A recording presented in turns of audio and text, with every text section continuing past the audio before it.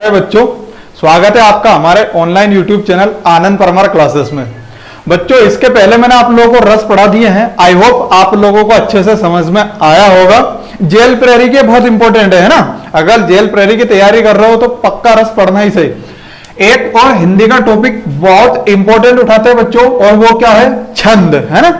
छंद में बहुत सारे स्टूडेंट को प्रॉब्लम रहती है कि कौन सा छंद कैसे पहचाने, मात्रा कैसे पहचानेंगे।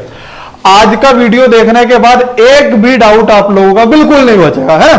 चलिए, तो स्टार्ट किसे करता है बेटा? छंद को। छंद क्या होता है? देखिए, छंद की अगर मैं परिभाषा बोलूं तो मात्रा एवं वर्णों की गिनती। किनकी गिनती करना है? तो मात्रा एवं वर्णों की गिनती को ही क्या बोलते हैं बच्चों? तो छंद बोलते हैं। इतनी बात समझ में आ रही है आप लोगों को? गिनती किनकी करना है बेटा? एक तो मात्रा की और एक काय की करना है? वर्णों की। अगर मात्रा और वर्णों की गिनती करोगे तो ही उसको क्या बोलेंगे? छंद बोलेंगे। एक आचार्य जी है और बहुत प्रसिद्ध है, और उनका नाम है बच्चों पिंगल मुनि। कौन से मुनि? पिंगल मुनि। पिंगल मुनि को बच्चों छंद शास्त्र का पिता कहा जाता है। कौन से पिता? तो छंद शास्त्र के पिता कहा जाता है। किनको? पिंगल मुनि को। चलिए और चलते हैं। आप लोगों को मैंने जब इतिहास पढ़ाया था प्राचीन भारत में, तो आप लोगों को चार मतलब वर्ण व्यवस्था में चार वेद पढ़ाए थे मैंने आप लोगों को, ऋग्वेद, यजुर्वेद, सामवेद और अथर्ववेद। तो बच्चों, मैं अगर पुरुष सूक्त की बात करूं तो उसमें, किसमें? वेदों में। तो वेदों को, किनको? वेदों को, माफ कीजिएगा, छंद को। किसको? छंद को। छंद को वेदों का पैर कहा गया है। ठीक है, छंद को किसका पैर कहा गया है? वेदों का पैर कहा गया। अपने जैसे शरीर के 6 अंग है, वैसे के वैसे ही वेदों के अंग कितने होते हैं बच्चों? तो वेदों के अंग कितने होते हैं? 6। आप लोगों को प्राचीन भारत मैंने जब पढ़ाया था कि वेदांग और वेद प्लस अंग, इसमें संधि कौन सी है? जल्दी बता दो मेरे को फटाफट। मैंने आप लोगों को संधि पढ़ा चुका हूं। तो वेदांग में कौन सी संधि है? तो दीर्घ स्वर संधि। और वेद प्लस अंग, तो वेदों के अंग कितने हैं बेटा? तो 6 है। और छंद को वेदों का क्या कहा जाता है? पैर। वेरी वेरी वेरी इंपॉर्टेंट, कई बार एग्जाम में आ चुका है। पिंगल मुनि कौन है? तो पिंगल मुनि है छंद शास्त्र के पिता। ठीक है, यह क्वेश्चन पूछा जा चुका है। मात्रा एवं वर्णों की गिनती करोगे तो उसको क्या बोल दोगे बच्चों? छंद बोल दोगे। चलिए, बहुत बढ़िया। आगे की बात करते हैं। अब अपन ये बात करते हैं कि छंद के तत्व कितने होते हैं और छंद कितने प्रकार के होते हैं। तो छंद कितने प्रकार के होते हैं, तो पहले तो उसकी बात कर लूं मैं। छंद होते हैं कितने प्रकार के बच्चों? 3 प्रकार के। कौन कौन से? तो पहला होता है बच्चों मात्रिक छंद, दूसरा होता है वार्णिक छंद, और तीसरा कौन सा होता है बच्चों? तो तीसरा होता है मुक्तक छंद। इतनी बात क्लियर है? उनमें से मात्रिक छंद बहुत बहुत बहुत इंपॉर्टेंट है ना, परीक्षा में यही आता है हमेशा। पर वार्णिक और मुक्तक छंद भी अपन पढ़ा देंगे, पढ़ने में क्या जा रहा है। पर इस पे ज्यादा ध्यान रखना है कि एक तो मात्रिक छंद होता है, एक वार्णिक छंद होता है, और एक कौन सा होता है बच्चों? मुक्तक छंद होता है। कभी परीक्षा में पूछे कि छंद कितने प्रकार के, तो छंद 3 प्रकार के। या छंदों की संख्या कितनी है? तो छंदों की संख्या कितनी है बच्चों? 3 है। कौन से? मात्रिक, वार्णिक, मुक्तक। देखिए, मात्रिक क्या होता है? मात्रिक मतलब मात्रा धन एक, प्रत्यय कौन सा है? एक। जहां पे मात्रा की गिनती करेंगे बच्चों वो मात्रिक छंद, वर्णों की गिनती करेंगे तो वार्णिक छंद, और जो इन दोनों से परे हो, परे मतलब हटके हो, है ना तो मात्रा की गिनती पड़े, माफ कीजिएगा, ना तो मात्रा की गिनती करनी पड़े और ना ही वर्णों की गिनती करनी पड़े, तो वो छंद कौन सा है बच्चों? मुक्तक छंद। तो कभी परीक्षा में पूछे कि छंद कितने प्रकार के हैं, तो छंद 3 प्रकार के, मात्रिक छंद, वार्णिक छंद और एक मुक्तक छंद। ये तो हुए बच्चों छंद के प्रकार। अब मैं आप लोगों को बताता हूं कि छंद के तत्व कितने हैं। ठीक है, छंद के तत्व। तो छंद के तत्व कितने हैं बेटा? 8 है। क्लियर है इतनी बात? अगर कभी परीक्षा में पूछे कि छंद के तत्व 8, छंद कितने प्रकार के? 3 प्रकार के। चलिए, छंद के तत्व में 8 में सबसे पहला तत्व क्या है बच्चों? वर्ण है। वर्ण, माफ कीजिएगा, वर्ण से आप लोग भली भांति परिचित हो। मैंने आप लोगों को हिंदी में सबसे पहला जो लेक्चर पढ़ाया वो वर्णमाला का ही पढ़ाया, हिंदी वर्णमाला। तो वर्णमाला की सबसे छोटी इकाई क्या है? वर्ण। और हिंदी वर्णमाला में कुल कितने वर्ण है बच्चों? तो 52 है। तो वर्ण तो हमें पढ़ना ही नहीं है। दूसरी चीज देखते हैं बच्चों, तो दूसरा क्या है? क्रम। किनका क्रम? तो शब्दों का क्रम। मतलब ये जो छंद है ये गद्य प्लस पद्य से मिलकर बना होता है, और गद्य को ही व्याकरण का नियामक रूप कहा जाता है। इतना डीप में नहीं पढ़ना है। देखिए बात करते हैं, तो क्रम क्या होता है? क्रम मतलब एक लाइन सीधी ऐसे लिखी हुई है, ठीक है। अगर ऐसा एक चरण पूरा लिखा हुआ है बच्चों, तो उसमें हर शब्द को एक के बाद एक जमाना ही क्या बच्चों? क्रम कहलाता है। चलिए तीसरी बात क्या है? तो तीसरी बात है बच्चों चरण। क्या है तीसरी बात? चरण।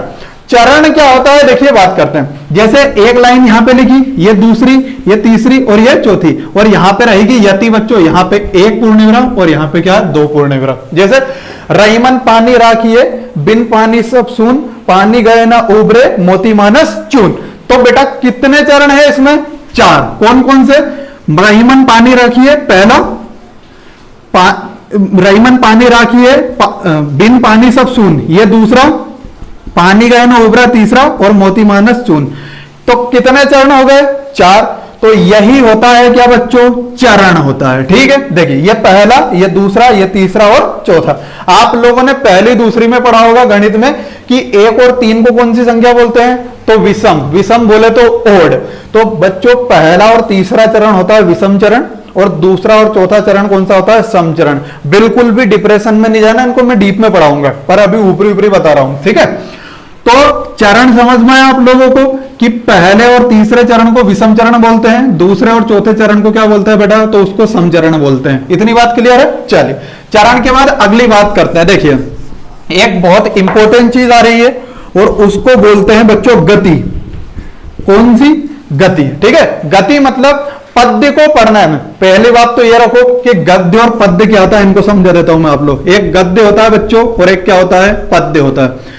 गद्य वो होता है जो व्याकरण का नियामक रूप है, मतलब जहां पे तुक नहीं आती। क्या नहीं आती? तुक नहीं आती।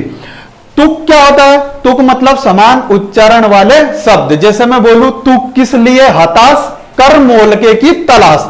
तो तू किस लिए हताश मतलब हताश आया, और मौके की तलाश मतलब तलाश। तो हताश और तलाश दोनों एक जैसे पढ़ने में आ रहे हैं, तो बच्चों एक जैसे पढ़ने में आई उसे क्या बोलते हैं? तुक।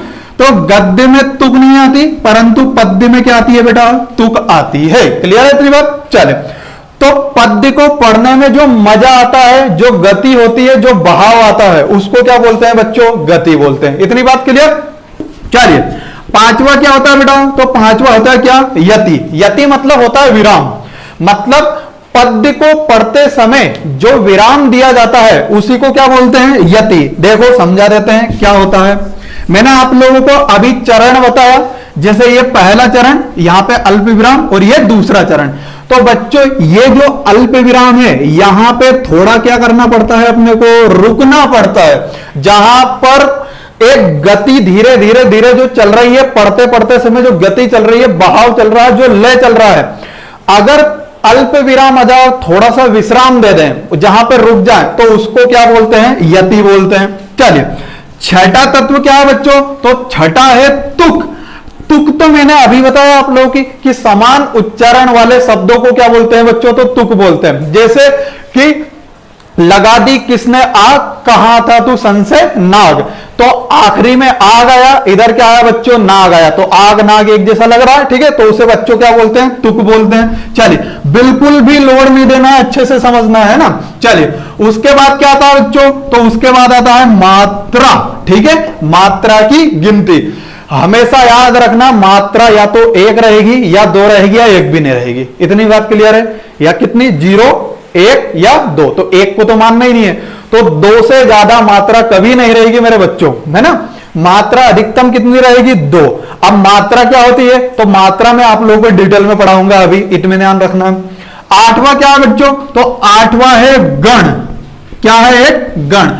गण का प्रयोग कहां होता है? तो गण का प्रयोग होता है बच्चों वार्णिक छंद में, ठीक है। मतलब जो वर्णों की गिनती करेंगे वहां पे गणों की आवश्यकता होती है, और गणों की संख्या कितनी है बेटा? तो इधर 8, तो इधर भी कितना? 8। तो गण की संख्या कितनी? 8। कौन कौन से? देखिए इनकी बात कर लेते हैं। तो एक होता है या, मा, ता, राज, भान और सल गा, ये 8 हो गए। ठीक है, अभी आप लोग ये तो बहुत सारे हो गए। ठीक है, तो देखिए 1 2 3 4 5 6 7 और ये 8, और ये ला और गा है, ला मतलब लघु, गा मतलब गुरु। क्लियर है इतनी बात बच्चों? तो गण कितने गण होते हैं? कितने? 8। यगण, मगण, तगण, रजण, जगण, भगण, नगण और सगण। ठीक है, इनको मैं आप लोगों को डिटेल में पढ़ाऊंगा जब आप लोगों को माफ कीजिएगा वार्णिक छंद पढ़ाऊंगा। चलिए, तो गणों की संख्या कितनी बच्चों? 8। ये या माता, राजभान, सलगा, ये ट्रिक है याद रखने की, पूरा डिटेल में पढ़ाएंगे। ठीक, चलिए, तो गणों की संख्या 8। अब देखो यहां से 2 क्वेश्चन तैयार हुए कि छंद के तत्व कितने? 8, गण भी कितने? 8। पर परीक्षा में पूछे कि छंद के प्रकार, तो बेटा बिल्कुल कंफ्यूज नहीं हो रहा। छंद के प्रकार कितने होते हैं? 6, माफ कीजिएगा 3 होते हैं। कौन कौन से? मात्रिक, वार्णिक और एक मुक्तक छंद। तो छंद के प्रकार पूछे तो 3, छंद के तत्व पूछे तो 8, अगर गण पूछे तो भी कितने? 8। क्लियर है इतनी बात? इतनी बात आप लोगों को अच्छे से समझ में आई होगी। देखिए, छंद के तत्व 8, एक वर्ण है, वर्ण मैंने आप लोगों को बता दिया, क्रम मतलब एक के बाद एक के बाद एक चल रहा है, चरण मैंने आप लोगों को बता दिया कि एक चरण, उसके बाद अल्प विराम, फिर दूसरा चरण, तीसरा चरण, चौथा चरण। पहले और तीसरे चरण को विषम चरण बोलते हैं, दूसरे और चौथे को कौन सा बोलते हैं बेटा? तो वो बोलते हैं समचरण। गति मतलब पद्य को पढ़ने में जो बहाव आता है उसे गति बोलते हैं। यति मतलब पद्य को पढ़ते समय जो थोड़ा सा विराम दिया जाता है उसको यति बोलते हैं। तुक मतलब समान उच्चारण वाले शब्दों को, अगर माफ कीजिएगा, समान उच्चारण वाले शब्द बीच में आ जाए तो उनको बोलते हैं बेटा तुक बोलते हैं। मात्रा अभी मैं आप लोगों को डीप में पढ़ाऊंगा। और गण मतलब, गण को बोलते हैं बच्चों वार्णिक छंद में उपयोग होता है। गणों की संख्या कितनी है? 8। मतलब गण कितने प्रकार के होते हैं? तो 8 प्रकार के होते हैं। चलिए आगे की बात करते हैं। आगे की बात करते हैं तो बच्चों देखिए, बात करते हैं कि गण जो होते हैं वो होते तो 8 प्रकार के हैं। तो कौन कौन से? तो या, माता, राज, भान और कौन सा है बच्चों? सलगा। अब मैं सबसे पहले उठाता हूं मात्राओं की गिनती। मतलब हमें मात्रा की गिनती करना है कि कौन से वर्ण में कितनी मात्राएं होती है। गति नहीं, गिनती, मात्राओं की गिनती। Very very important. यही से पूछ लेता है कभी तो कोई सा शब्द दे दिया कि इसमें मात्रा कितनी है, तो उस मात्रा को देख लेते हैं। देखिए, मैंने आप लोगों को बच्चों जब वर्णमाला पढ़ाया था तो 2 तरह के स्वर पढ़ाए थे। एक पढ़ाए थे बच्चों लघु स्वर और एक पढ़ाए थे दीर्घ स्वर। लघु स्वर, एक दीर्घ स्वर, और एक बच्चों पढ़ाया था मैंने संयुक्त स्वर। ठीक है, ये देखिए, एक लघु स्वर, एक दीर्घ स्वर और एक संयुक्त स्वर। लघु मतलब छोटा, दीर्घ मतलब बड़ा, संयुक्त मतलब लघु प्लस दीर्घ दोनों से मिलकर बनता है, उसे क्या बोलते हैं बच्चों? संयुक्त। बिल्कुल भी कंफ्यूजन नहीं आना है, बिल्कुल भी डिप्रेशन में नहीं जाना, बिल्कुल भी नहीं घबराना है ना। चलिए, क्योंकि आज छंद की टेंशन हमेशा के लिए खत्म होने वाली है। देखिए, एक लघु स्वर होता है बेटा, एक दीर्घ स्वर होता है और एक संयुक्त स्वर होता है। लघु मतलब जिन्हें छोटा बोला जा सके, दीर्घ मतलब जिन्हें बड़ा बोला जा सके, और संयुक्त वो होता है बेटा जो लघु प्लस दीर्घ से मिलकर बड़ा होता है। देखिए, छोटा अ, छोटी ई और छोटा उ, इन्हें अपन बोलते हैं छोटा। तो जिन्हें वर्णमाला में छोटा बोला जा सके वो लघु स्वर। इसी के साथ बेटा एक और चीज आती है और उसको क्या बोलते हैं? री। ऋषि नहीं है, क्या है? री है। तो लघु स्वरों की कितनी मात्रा होती है? तो 1 मात्रा होती है। इसकी 1 मात्रा, इसकी 1 मात्रा, इसकी 1 मात्रा, इसकी 1 मात्रा। तो हर लघु स्वरों की कितनी मात्रा? तो 1 मात्रा। दीर्घ स्वर मतलब जिन्हें बड़ा बोला जा सके वो दीर्घ स्वर। तो बड़ा, बड़ी और बड़ाऊ। देखिए, हिंदी वर्णमाला में केवल 3 ही ऐसे वर्ण है जिसे बड़ा बोला जा सकता है। बड़ा, बड़ी, बड़ा। अब कोई नालायक ऐसा बोलता है कि छोटी है और बड़ी है, ऐसा बिल्कुल नहीं होता। एक होता है बेटा ए और एक क्या होता है? आई। तो बिल्कुल छोटी बड़ी नहीं बोलना है अपने को उनको ए और आई बोलना है। तो जिन्हें बड़ा बोला जा सके वो दीर्घ स्वर, और इनकी मात्रा कितनी होती है? 2। एक बात ध्यान रखना, छंद में 2 ऐसा, 2 को ऐसा नहीं लिखते हैं, 2 को ऐसा लिखते हैं। ठीक है, ये एस जैसा लिखते हैं। अगर बेटा कभी एस में लिखूं तो वहां पे समझना है कि कितनी मात्रा है? 2। एक तो एक ही रहेगा। इतनी बात क्लियर है? चलिए, संयुक्त स्वर मतलब जो लघु और दीर्घ से मिलकर बने होते हैं। मतलब ए, आई, ओ और औ। तो इनकी भी मात्राएं कितनी होती है, दो मात्रा। दो को ऐसा लिखते हैं, ठीक है, ये दो और दो को ऐसा लिखते हैं छंद में, ओनली छंद में लिखते हैं ना, नहीं तो उधर किधर एक जैसे मैथ्स की एग्जाम उधर बत्ती मत दे देना, ये नहीं तो ऐसे समझेंगे, छंद लिखोगे तो दो ऐसा लिखेंगे। चलिए इनको रिवाइज कर लेते हैं। लघु मतलब छोटे, लघु स्वरों की कितनी मात्रा होती है, एक। दीर्घ मतलब बड़े, तो दीर्घ स्वरों की कितनी मात्रा होती है, दो। संयुक्त स्वर मतलब जो लघु और दीर्घ से मिलकर बने, उनकी कितनी मात्रा होती है बच्चों, तो दो। अभी आप लोगों को लगेगा कि सर आपने 11 स्वर बताए, देखिए 1 2 3 4 5 6 7 8 9 10 और ये 11। कुल स्वर कितने होते हैं बेटा, तो कुल स्वर होते हैं कितने, 13। दो कहां गए, तो दो देखिए, एक तो अम और एक कहां गया बच्चों, आहा, ठीक है। इस अम की बिंदी को बोलते हैं बच्चों अनुस्वार, और आहा की बिंदी को क्या बोलते हैं बच्चों, विसर्ग बोलते हैं। इतनी बात क्लियर है, ठीक है। अम की बिंदी क्या है, अनुस्वार, और आहा की बिंदी क्या है, विसर्ग। अनुस्वार की अगर बिंदी आए बेटा तो उसकी भी दो मात्रा, और विसर्ग की भी कितनी मात्रा, दो मात्रा। इतनी बात पल्ले पड़ रही है आप लोगों को, देखिए एक बार और समझा देता हूं। लघु स्वर मतलब छोटे स्वर, और लघु स्वरों की कितनी मात्रा होती है, एक। दीर्घ स्वर, दीर्घ स्वरों की कितनी मात्रा होती है बेटा, दो मात्रा होती है। संयुक्त स्वरों की भी कितनी मात्रा होती है, दो मात्रा होती है। उसके बाद ये होते हैं अयोगवाह, जो संस्कृत भाषा से लिया गया है। ये सारा मैं आप लोगों को वर्णमाला डिटेल में पढ़ा चुका हूं, है ना। अगर आप लोगों ने वर्णमाला नहीं देखा तो नीचे डिस्क्रिप्शन बॉक्स में मैंने लिंक दे रखी है, उसमें जाके देख लेना। तो एक अनुस्वार और एक क्या है, विसर्ग। तो अनुस्वार और विसर्ग भी कितनी मात्रा है, दो मात्रा है। तो ये जो चार है ये नमूने, इनकी एक एक मात्रा है। बाकी जितने भाई साहब बड़े बड़े बचे ये सारे के सारे इनकी कितनी मात्रा है बेटा, दो मात्रा है। इतनी बात क्लियर है, ये बिल्कुल दिमाग में आप लोगों को बिठा लेना है, ठीक है। लघु स्वरों की एक एक मात्रा, दीर्घ स्वरों की दो दो मात्रा, संयुक्त स्वरों की भी दो दो मात्रा, और अनुस्वार और विसर्ग की भी कितनी मात्रा, दो मात्रा, ठीक है। एक आता है बच्चों चंद्रमुख, ये वाला, ठीक है, ये वाला। जैसे मैं बोलूं हंस, तो इसकी मात्रा कितनी होती है, तो अभी आप लोगों को लगा कि अरे देखो ये अनुस्वार की बिंदी आई, तो इसकी मात्रा कितनी, दो, ये वाला। और एक ये चांद जैसा भी आया तो एक आध मात्रा इसकी भटक दो, तो दो और एक कितनी मात्रा हो गई, तीन की। सर इसमें तीन मात्रा, बिल्कुल गलत है ना। मैंने आप लोगों से बोला कि ज्यादा से ज्यादा मात्रा कितनी हो सकती है, दो। दो से ज्यादा मात्रा कभी नहीं होगी। पहली बात तो यही ध्यान रखना कि अगर यह चंद्र बिंदु आया तो इसकी मात्रा कितनी रहेगी बच्चों, एक ही मात्रा रहेगी इसकी, ठीक है। चंद्र बिंदु की हमेशा कितनी मात्रा रहेगी, तो एक मात्रा रहेगी। इतनी बात क्लियर है। पर यहां से मैं इसको हटा दूं, जैसे हंस नहीं, ये हो गया हंस, ठीक है। एक बार मैं सही से बता ही देता हूं, नहीं तो गलत कर दोगे आप लोग। एक ये लिखा मैंने हंस, और एक मैंने ये लिखा क्या, हंस। देखिए ये अनुस्वार की बिंदी है, तो अनुस्वार की बिंदी है तो कितनी मात्रा, दो। पर ये चंद्र बिंदु आई तो इसकी कितनी मात्रा है, एक। बिल्कुल कंफ्यूज नहीं होना है ना, जैसा मैं बता रहा हूं सीधे सीधे समझना है, देर दिमाग नहीं लगाना है, ठीक है। इसकी कितनी मात्रा, दो, और इसकी कितनी मात्रा, एक। आई होप आप लोगों को ये पूरा समझ में आ गया होगा ना। इसका पूरा स्क्रीनशॉट ले लेना, बहुत इंपॉर्टेंट है, छंद की सबसे इंपॉर्टेंट चीज है ये, ठीक है। चलिए बात करते हैं आगे, चलिए ठीक, आगे की बात करते हैं। तो ये मात्रा आप लोगों को याद हो गई।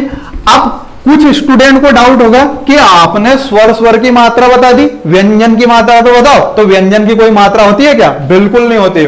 मात्रा कहां से निकल के आती है बेटा, तो स्वर से निकल के आती है। व्यंजन की कभी मात्रा नहीं होती। देखिए जैसा मैं लिखूं यहां पे चाल, ये क्या लिखा बच्चों मैंने, चाल। तो चा क्या है, ये व्यंजन है। ला भी क्या है, व्यंजन है। मात्रा बड़ा की है तो बड़ा कौन सा स्वर है, दीर्घ स्वर।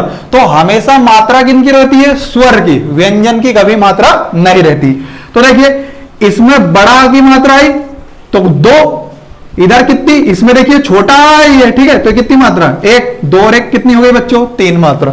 मतलब चाल में कितनी मात्रा है, तो तीन मात्रा है। इतना समझ में आ रहा है आप लोगों को। चले अभी मैं आप लोगों को मात्रा गिनना ही सिखा देता हूं। देखिए मात्रा कैसे गिनते हैं, बने रहिए, अभी बड़ा मजा आने वाला पढ़ने में। अगर बच्चों आज छंद आप लोगों ने ये पढ़ लिया तो कभी आप लोगों को डाउट ऐसा रहेगा नहीं कि ऐसा क्वेश्चन नहीं रहेगा जो आप लोगों से नहीं बनेगा। देखिए जैसे यहां पे मैं लिखूं बच्चों मन, ये क्या लिखा मैंने, मन। तो मां में काय की मात्रा है, छोटा आ की, तो दिख नहीं रही है। ना भी अकेला है तो यहां पे भी एक मात्रा और यहां पे भी एक मात्रा। क्लियर है इतनी बात। ऐसा नहीं करना है कि सर ये तो व्यंजन आया तो व्यंजन की तो दो मानूंगा, तो बिल्कुल गलत बात। अगर छोटा है यहां पे तो देखिए मां कैसे बनता है बच्चों, मां धन आ, तो कितनी मात्रा, एक। इसकी भी कितनी मात्रा बच्चों, एक मात्रा। इतनी बात क्लियर है। चले आगे की बात करते हैं। एक और चीज बच गई, याद रखना कि जो संयुक्त व्यंजन रहते हैं उनकी मात्राएं कितनी रहती है, दो। संयुक्त व्यंजन कितने होते हैं, चार। कौन कौन से, एक होता है बच्चों छ, एक त्र, एक ज्ञा और एक क्या होता है बच्चों स्रा। इन चारों व्यंजनों की मात्रा कितनी कितनी होती है, दो दो मात्रा। इसकी भी दो मात्रा, दो मात्रा, दो मात्रा और दो मात्रा। दिमाग में बैठा लेना, ऐसा कोई सा व्यंजन नहीं है जिसकी दो मात्रा होती है सिवाय इन चार के। उसमें संघर्षी व्यंजन जितने भी पढ़ोगे, या रा ला वा सा सा, इनकी सबकी मात्रा कितनी होती है बेटा, एक होती है। परंतु संयुक्त व्यंजनों की कितनी मात्रा होती है, दो दो मात्राएं होती है। तो संयुक्त व्यंजनों की संख्या कितनी, चार, और इनकी मात्रा भी कितनी होती है, दो दो मात्रा होती है। चलिए आगे की बात करते हैं बच्चों। अब मैं कुछ शब्द लिखता हूं और आप लोग उसमें मात्रा गिनना। देखिए जहां से, जैसे यहां पे मैंने लिखा मगन, ठीक है, क्या लिखा मैंने, मगन। तो इसकी भी एक मात्रा, इसकी भी एक मात्रा, इसकी भी एक मात्रा। तो कभी परीक्षा में पूछ ले कि मगन में कितनी मात्रा है, तो मगन में कितनी मात्रा है बच्चों, तीन मात्रा है। वर्ण भी तीन है। वर्ण को वार्णिक छंद में आप लोगों को पढ़ाऊंगा, पर यहां पे मात्रिक छंद में कितनी मात्रा है, यहां पे मगन में तीन मात्रा है। ठीक है, चले और चलते हैं। देखिए यहां पे मैं लिखूं जैसे सितारा, ये क्या लिखा मैंने बच्चों, सितारा। तो सा में छोटी ई की मात्रा, और छोटी मतलब लघु स्वर, तो लघु स्वर की कितनी मात्रा होती है, एक। इस ता में बड़ा की मात्रा मतलब दीर्घ स्वर, कितनी मात्रा, दो। इसमें भी बड़ा की मात्रा कितनी, दो। तो दो, दो चार और एक पांच। तो सितारा में बच्चों कितनी मात्रा है, पांच मात्रा है। और देख लेते हैं, चलिए आगे चलते हैं। जैसे मैं लिखूं बबलू, यहां पे लिखा बेटा मैंने क्या, बबलू। बाकी कितनी मात्रा, एक। बाकी कितनी मात्रा, एक। इसमें ला में बड़ा ऊ की मात्रा है, तो इसकी मात्रा कितनी हो जाएगी, दो। तो दो और दो चार, मतलब बबलू में कितनी मात्रा है, चार मात्रा। और देख लेते हैं, चलिए यहां मैंने लिखा बच्चों हनुमान, क्या लिखा मैंने, हनुमान। तो इसकी कितनी मात्रा, एक। इसकी एक, इसकी दो मात्रा हो जाएगी, और इसकी एक। दो, तीन, चार और पांच। तो हनुमान में कितनी मात्रा है, पांच मात्रा है।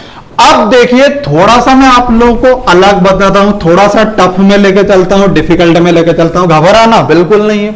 देखिए जैसे मैंने यहां पे लिखा, यहां पे मैं छंद ही लिख देता हूं। क्या लिखा बच्चों मैंने, छंद। तो छंद में कितनी मात्रा, अब आप लोगों को लगा कि ये तो आधा है, इसकी तो कोई मात्रा नहीं, इसकी एक मात्रा और इसकी एक मात्रा, जो बिल्कुल गलत है। छंद में बच्चों कितनी मात्रा है, तीन मात्रा। देखिए कैसे, यदि किसी शब्द में, मैं क्या बोल रहा हूं, यदि किसी शब्द में, मतलब ये छंद पूरा एक शब्द है, तो किसी शब्द में कोई अर्धवर्ण आए, अर्धवर्ण मतलब आधा वर्ण आए, तो यदि किसी शब्द में आधा वर्ण आए तो वो आधा वर्ण जो है उसके आगे का जो पूरा वर्ण है वो उसको डबल कर देता है। मतलब इसकी कितनी मात्रा हो जाएगी, दो। ये खत्म, और यहां इसकी कितनी मात्रा हो गई, एक। तो दो और एक कितनी मात्रा हो गई, तीन। Very very important. एक बार और क्या बोला मैं, यदि किसी शब्द में अर्धवर्ण मतलब ये आधा वर्ण है, अगर आधा वर्ण हो तो वो अपने से पहले वाले वर्ण को डबल कर देता है। क्लियर है इतनी बात। पर अर्ध वर्ण से आगे वाला वर्ण जो है वो पूर्ण वर्ण होना चाहिए। अगर अर्ध वर्ण से आगे वाला वर्ण भी आधा है तो उसकी मात्रा दो बिल्कुल नहीं होगी। देखिए एक बार और समझा देता हूं किस। यहां लिखा बच्चों मैंने व्यक्ति, क्या लिखा मैंने, व्यक्ति। तो देखिए मैंने आप लोगों को अभी बताया कि यदि किसी अर्धवर्ण, अगर कोई अर्धवर्ण आया तो वो अपने से आगे वाले को क्या कर देगा, डबल कर देगा। तो ये आधा तो आया, पर इसके पहले कोई वर्ण है क्या, तो डबल कहां से करेगा, तो इसकी कोई मात्रा नहीं रहेगी। अब देखिए ये या तो आया, तो या की कितनी मात्रा बच्चों, एक। परंतु इसके बाद का आया, और का क्या है, आधा है, तो ये का जो है ये अपने से आगे वाले को डबल कर देगा। मतलब या की कितनी मात्रा हो गई बच्चों, दो। ये का खत्म, और ता की कितनी मात्रा, एक। क्यों, क्योंकि ता में छोटी की मात्रा, तो व्यक्ति में कितनी मात्रा हो गई बच्चों, तीन। बिल्कुल अच्छे से समझना है, कोई टफ नहीं है। एक बार ये समझ में आ गया ना तो दुनिया की कोई ताकत आप लोगों को 100% नंबर लेने से कोई नहीं रोक सकती। ठीक है, चलिए एक दो क्वेश्चन और देखते हैं। देखिए यहां लिखा बच्चों मैंने भव्य, क्या लिखा मैंने, भव्य। तो देखिए ये अपने से आगे वाले को डबल कर देगा, ठीक है। तो देखिए ये 2 और एक ये 1, तो 2 और 1 कितना हो गया बच्चों, 3। अब आप लोगों के मन में डाउट होगा कि सर आपने आधा वर्ण बता दिया, ये अपने से पहले वाले को डबल कर देगा, परंतु इसके आगे जो है ये इस पे भी दीर्घ स्वर हो या दीर्घ मात्रा हो। तो देखिए इसको भी बता देता हूं मैं आप लोग। जैसे बच्चों मैंने यहां पे लिखा महात्मा, कौन सा मां, महात्मा, ठीक है। तो देखिए मां की कितनी मात्रा, 1। इस हा की कितनी मात्रा होनी चाहिए बच्चा, तो 2। देखिए इसमें बड़ा हा की मात्रा, तो इसकी 2 तो मात्रा है, परंतु मैंने ये बोला कि अगर कोई अर्धवर्ण आएगा तो वो अपने से पहले वाले को क्या कर देगा बच्चों, डबल कर देगा। तो ये आधा आया था, ये अपने से आगे वाले को क्या कर देगा बच्चों, डबल कर देगा। मतलब पहले से ये डबल था और डबल में एक और मात्रा जुड़ गई, तो क्या 3 मात्रा हो जाएगी क्या, बिल्कुल नहीं होगी, क्योंकि मैंने आप लोगों से बोला कि छंद में अधिकतम कितनी मात्रा होगी, 2 से ज्यादा मात्रा कभी नहीं। तो ये डबल है तो डबल ही रहेगा, ऐसा नहीं कि 50-60 गुना कर दोगे, ठीक है। चल इस मां में बड़ा की मात्रा, तो इसकी भी कितनी मात्रा हो गई, 2, तो 2, 2, 4 और 1, 5। तो महात्मा में कितनी मात्रा हो गई, 5। अगर बेटा कोई अर्धवर्ण है तो वो अपने से आगे वाले को डबल तो कर रहा है, पर वो पहले से ही डबल है तो डबल ही रहेगा, तिवल बिल्कुल नहीं होगा। चलिए बहुत बढ़िया। अब मेरे हिसाब से आप लोगों को सब कुछ समझ में आ गया हो। देखिए 1-2 क्वेश्चन और देखते हैं। जैसे मैंने लिखा यहां पे सामान्य, या क्या लिखा बेटा मैंने, सामान्य, तो इसकी कितनी मात्रा, 2। मां की भी कितनी मात्रा, 2। पर थोड़ा गौर करो, अर्धवर्ण अपने से आगे वाले को क्या करेगा, डबल, तो ये तो पहले से ही डबल है, तो 2 मात्रा। या की कितनी मात्रा, 1, तो 2, 2, 4 और 1, 5। मतलब सामान्य में कितनी मात्रा बेटा, तो 5 मात्रा। और लिख लो, चलो यहां पे मैंने लिखा क्या बच्चा, हिंदी, ठीक है। तो देखिए ये अपने से आगे वाले को क्या करेगा, डबल। हाँ अब इसकी छोटी की मात्रा थी तो 1 मात्रा होनी थी, पर आधा वर्ण आया अपने से पहले वाले को डबल, तो ये 2 मात्रा। इसकी भी कितनी मात्रा, 2, तो 2 कितनी मात्रा होगी बच्चों, 4 मात्रा हो गई, ठीक है। चल अभी कौन सा महीना चल रहा है, सितंबर चल रहा है, ठीक है। चलिए ये लिखा मैंने सितंबर। अब देखिए ये सी मतलब छोटी की मात्रा 1 मात्रा, अपने से आगे वाले को डबल, तो ये 2, ये 1 और ये भी 1, 2 और 2 4। ऐसा बिल्कुल गलत नहीं करना है कि इससे बाद वाले वर्ण को डबल करोगे। अर्ध वर्ण आ रहा है तो अपने इसके पहले वाले वर्ण को डबल करना है, परंतु वो पहले से आधा है तो उसकी कोई मात्रा नहीं रहेगी, और अगर वो पहले से डबल है तो डबल ही रहेगा, ठीक है। और अगर लघु है तो वो क्या हो जाएगा, दीर्घ हो जाएगा। चलिए बहुत बढ़िया। अब मैं आप लोगों को वर्णों को तोड़ना बताता हूं, देखिए कैसे तोड़ते हैं। पहले तो याद रखना कि छ, त्र, ज्ञा और स्रा, इनकी कितनी मात्रा होती है बच्चों, तो इनकी 2-2 मात्रा होती है, ठीक है। ये कौन से व्यंजन है, तो ये बोलते हैं संयुक्त व्यंजन, ठीक है। चल आगे एक और देख लेता हूं। जैसे मैं यहां लिखा मैंने सर्वेश, ठीक है, क्या बच्चों, सर्वेश। तो देखिए इसको हमें तोड़ना पड़ेगा। देखिए मैंने क्या बोला, सर्वेश। अगर कभी ऐसा रा ऊपर आए, कोई सी भी मात्रा है, तो उसको धीरे धीरे बोल के देख लेना। जैसे देखिए सर्वेश, तो सबसे पहले मैं क्या बोला, स, फिर क्या बोला मैं, रा। तो रा बच्चों आधा है, देखिए ऊपर की मात्रा मतलब आ, देखिए, और वे और धन सा। तो ये इसको अगर मात्रा ऐसा नहीं बन रही तो उसको तोड़ देना है, ठीक है। तो स, र, वे, स। तो रा क्या आया, आधा आया, तो आधा ही लिखना है बिल्कुल। अगर ऐसा नहीं करना कि यार चलो इसको मैं बाहर लिख रहा हूं तो ये बुरा मान जाएगा, इसको मैं पूरा कर देता हूं, तो क्यों कर बुरा मान जाएगा, आधा है तो आधा ही रहेगा, ठीक है। तो ये अपने से आगे वाले को डबल कर देगा, तो 2। देखिए ये एक ही मात्रा है और ये संयुक्त, माफ कीजिएगा, संयुक्त स्वर की मात्रा है, और संयुक्त स्वर की कितनी मात्रा होती है, 2, और ये तो अकेला है तो इसकी मात्रा कितनी, 1, 2, 2, 4 और 1, 5। तो बच्चों सर्वेश में कितनी मात्रा है, 5 मात्रा है, ठीक है। और देख लेते हैं। जैसे अगर मैं बात करूं, यहां पे मैंने लिखा बच्चों कार्य, क्या लिखा मैंने, कार्य, ठीक है। तो देखिए यहां लिखा मैंने का, धन, देखिए इसको पहले बोल लो, कार्य तो कार्य, तो पहले का और फिर रा, तो रा क्या आया बच्चों, आधा आया, और प्लस क्या है बच्चों, या। अपने से आगे वाले को डबल, तो ये तो पहले से ही डबल है, इसकी 1 मात्रा, 2 और 1 3, तो इसकी कितनी मात्रा हो जाएगी बच्चों, 3 मात्रा हो जाएगी, ठीक है। चलिए एक आध और देख लेते हैं। देखिए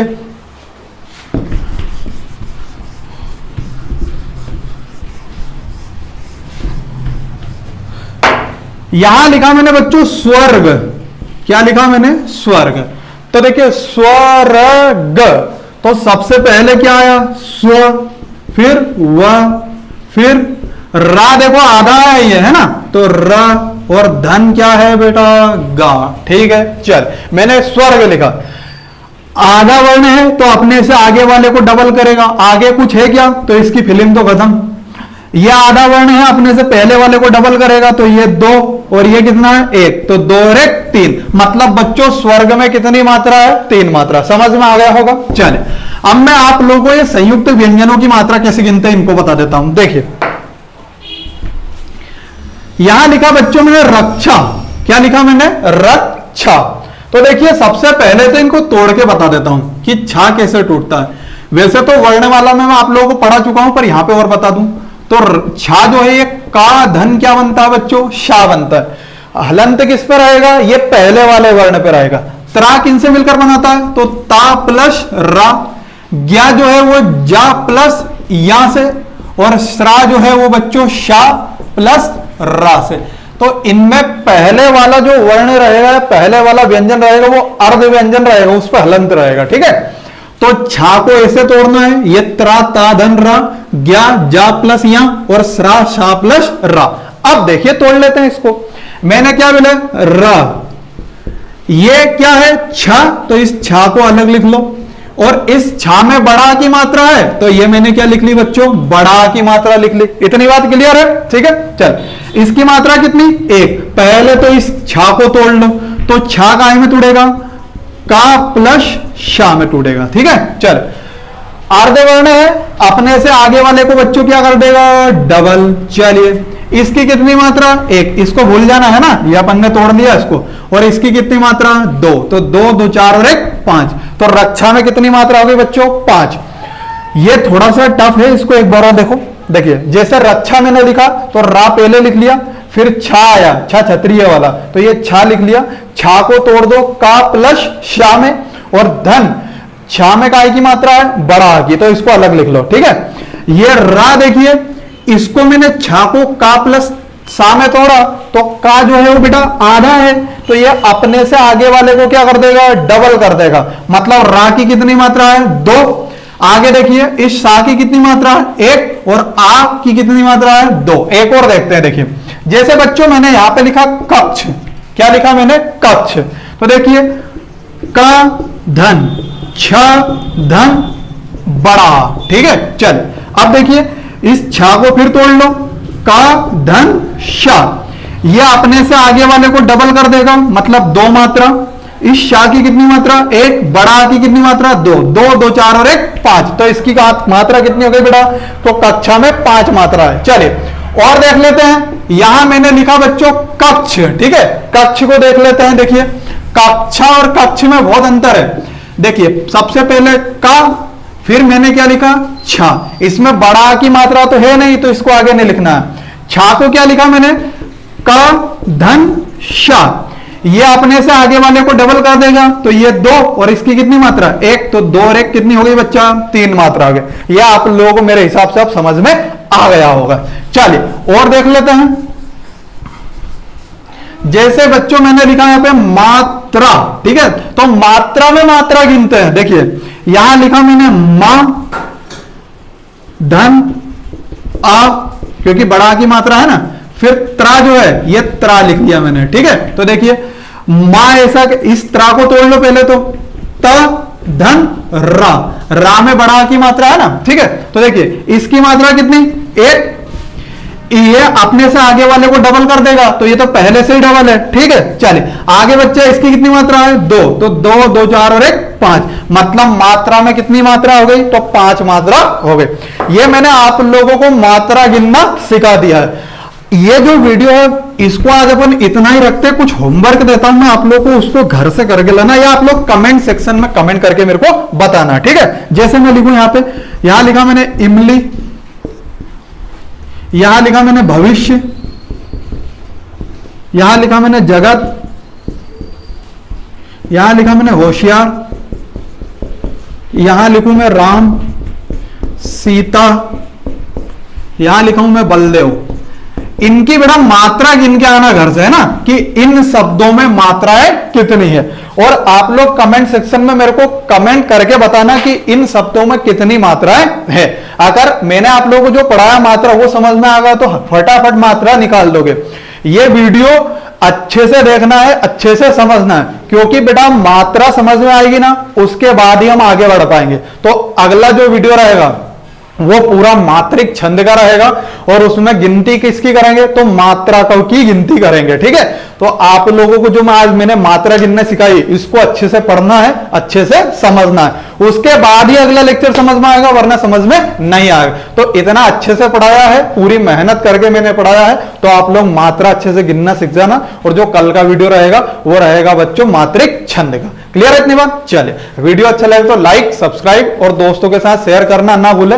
थोड़ा आप लोग वीडियो अच्छा लगे तो सब्सक्राइब कर दिया करो, है ना, क्योंकि हम लोग आपके लिए इतनी मेहनत कर रहे हैं, तो आप लोगों का ये फर्ज बनता है कि आप लोग दोस्तों के साथ शेयर करें, दोस्तों को बताएं कि यहाँ पे ऑनलाइन क्लासेस चल रही हैं। सारे के सारे सब्जेक्ट हम लोग आप लोगों को पढ़ा रहे हैं। मैं हिंदी पढ़ा रहा हूँ, रीजनिंग पढ़ा रहा हूँ, हिस्ट्री पढ़ा रहा हूँ, सुनील सर आपको मैथ से पढ़ा रहे हैं, दीपक सर आप लोगों को पॉलिटी पढ़ा रहे हैं। उसके बाद कल तो नहीं, परसों से आप लोगों का एमपी जीके भी स्टार्ट हो जाएगा। तो आप लोगों से मेरा निवेदन है, रिक्वेस्ट है कि आप लोग दोस्तों के साथ शेयर करें वीडियो, और जिनको जरूरत है उनको तो जरूर भेजें वीडियो, ताकि वो लोग ऑनलाइन अपनी पढ़ाई जारी रख सके इस कोरोना में। चलिए, थैंक यू।